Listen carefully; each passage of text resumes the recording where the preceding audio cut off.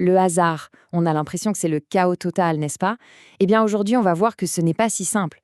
On va décortiquer ensemble ce qui se cache derrière le hasard et découvrir qu'il y a des schémas, une logique, là où on s'y attend le moins. Alors, voilà la question qui tue. Comment quelque chose peut être à la fois complètement imprévisible et en même temps totalement prévisible? Ça a l'air contradictoire et pourtant c'est le cœur même des probabilités. À court terme, c'est le bazar. Mais si on prend du recul, si on regarde la grande image, eh bien un ordre quasi magique se révèle. C'est ce voyage du chaos à l'ordre qu'on va faire ensemble. Bon, pour attaquer cette énigme, rien de mieux qu'un exemple concret. On va commencer avec une expérience super simple, un truc que tout le monde a déjà fait. Mais on va voir que même là, il y a de quoi être surpris. Ok, un dé à 6 faces. Classique. En théorie, c'est simple, chaque face, le 1, le 2, le 3 et ainsi de suite, a exactement la même probabilité de sortir. Une chance sur 6. Ça, c'est la théorie. C'est propre, c'est net, c'est ce qu'on a tous appris. Mais la vie réelle, c'est rarement aussi propre que la théorie. Alors, qu'est-ce qui se passe si on lance ce dé, disons, une centaine de fois? Est-ce qu'on va avoir des résultats bien équilibrés? Spoiler, pas vraiment. Ça va être un peu le bazar. Et voilà le résultat. Regardez-moi ce graphique. C'est tout sauf équilibré. Le 4 qui sort 22% du temps et le 3 à seulement 10%. C'est plus du double. On est loin, très loin de notre belle théorie où tout le monde a la même chance. Alors qu'est-ce qui se passe? Le dé est pipé? C'est la question qu'on se pose tous, non? Si le dé est normal, comment expliquer un tel écart? Est-ce que la théorie des probas, c'est juste du pipeau? Ou est-ce qu'il nous manque une pièce du puzzle? Eh bien, cette pièce manquante, elle n'est pas dans le dé lui-même. Pour la trouver, il faut changer de perspective. Passer du chaos à l'ordre. Voilà, le secret, il est là. Ce n'est pas le dé qui compte, c'est le nombre de fois qu'on le lance. Un seul lancé, ou même 100, c'est du bruit. Le vrai signal, il apparaît avec la répétition, encore et encore. Et la preuve, la voici en image.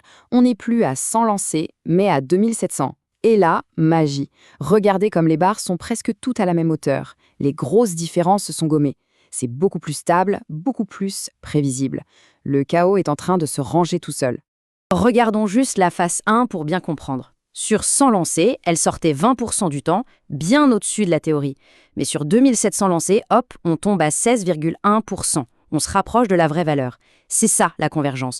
Plus on répète l'expérience, plus la réalité vient coller à la théorie. Et ce phénomène, eh bien, il y a un nom, et c'est un des piliers des probabilités. La loi des grands nombres. En gros, ça veut dire que le hasard est un peu myope. De près, il fait n'importe quoi. Mais de loin, avec beaucoup de recul, il suit une direction très précise. Sur le long terme, le hasard n'est plus si hasardeux que ça. Et cette fameuse direction, cette valeur théorique pour notre dé, c'est quoi? C'est tout bête, une chance sur 6. Ce qui, en pourcentage, donne à peu près 16,7%. Et si on se souvient du graphique avec 2700 lancés, on tournait autour de 16,1%, 16,4%. On y était presque. La preuve par l'exemple. Ok, on a compris le grand principe. Maintenant, il faut qu'on apprenne à parler le langage des probas. On va se constituer une petite boîte à outils pour pouvoir nommer et manipuler ces idées. Changeons de décor. Oublions le dé et prenons cette roue. L'intérêt ici, c'est que contrairement au dé, toutes les issues ne sont pas égales. On voit tout de suite qu'on a beaucoup plus de chances de tomber sur le jaune que sur le rouge. Chacun de ces résultats possibles, tomber sur bleu, sur rouge, etc., c'est ce qu'on appelle un événement. Et dans ce vocabulaire, il y a 2 mots à connaître. Si on s'intéresse à un seul résultat tout simple, comme tomber sur rouge, on appelle ça un événement élémentaire. Simple. Si on commence à combiner des choses, par exemple, tomber sur bleu ou sur rouge, là, ça devient un événement composé. C'est juste une manière d'être précis. Ensuite, il y a 2 règles du jeu, 2 lois fondamentales. La première, une probabilité, c'est toujours un chiffre entre 0 et 1. 0, c'est ça n'arrivera jamais. 1, c'est sûr à 100%. Deuxième règle, si on additionne les probabilités de tous les résultats possibles, on doit forcément obtenir 1. C'est logique, on couvre 100% des cas. Voilà, on a les bases. Mais le vrai pouvoir des probas, c'est quand on commence à jouer avec ces briques de base, à les combiner. C'est là qu'on peut répondre à des questions bien plus intéressantes. Premier outil super utile, l'événement complémentaire. En gros, c'est le contraire.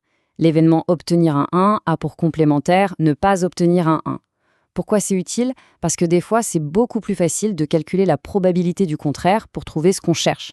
C'est un peu comme regarder le négatif d'une photo pour mieux voir l'image. Ok, Passons aux cartes. C'est parfait pour comprendre deux mots essentiels, intersection et union. C'est juste des mots savants pour dire et ou. Disons que A, c'est tirer un valet, et B, c'est tirer un cœur. L'intersection A et B, c'est ce qu'ils ont en commun. Il n'y a qu'une seule carte qui est à la fois un valet et un cœur, le valet de cœur. Par contre, l'union A ou B, c'est beaucoup plus large. Ça inclut tous les valets, plus tous les cœurs. Et ça nous amène à une formule super importante. Pour calculer la probabilité de A ou B, on pourrait se dire qu'il suffit d'additionner la probabilité de A et la probabilité de B. Logique, non? Sauf que, si on fait ça, on a un problème. On a compté le valet de cœur 2 fois, une fois avec les valets et une fois avec les cœurs. C'est pour ça que la formule nous dit de soustraire la probabilité de l'intersection, pour corriger ce double comptage. Bon, on a vu pas mal de choses, la loi des grands nombres, les événements, les formules. Il est temps de prendre un peu de hauteur maintenant. On a les outils, mais pourquoi est-ce si important? Eh bien voilà pourquoi. Parce que les probabilités, ce n'est pas juste pour les casinos ou le loto, c'est une grille de lecture du monde. De la météo qui nous dit 70% de chances de pluie, aux assurances, en passant par la médecine. C'est l'outil qu'on a inventé pour mettre des chiffres sur l'incertitude et prendre de meilleures décisions dans un monde qui, par nature, est imprévisible. Et c'est sur cette dernière pensée que je voulais conclure. Les probabilités nous donnent un pouvoir incroyable pour modéliser le hasard, pour anticiper des tendances sur le long terme. Mais, est-ce que ça veut dire qu'on peut prédire l'avenir? Peut-on savoir quel numéro sortira au prochain lancer? Non. Et c'est là toute la subtilité. Les probas nous apprennent à danser avec l'incertitude, pas à l'éliminer. Merci d'avoir suivi cette analyse.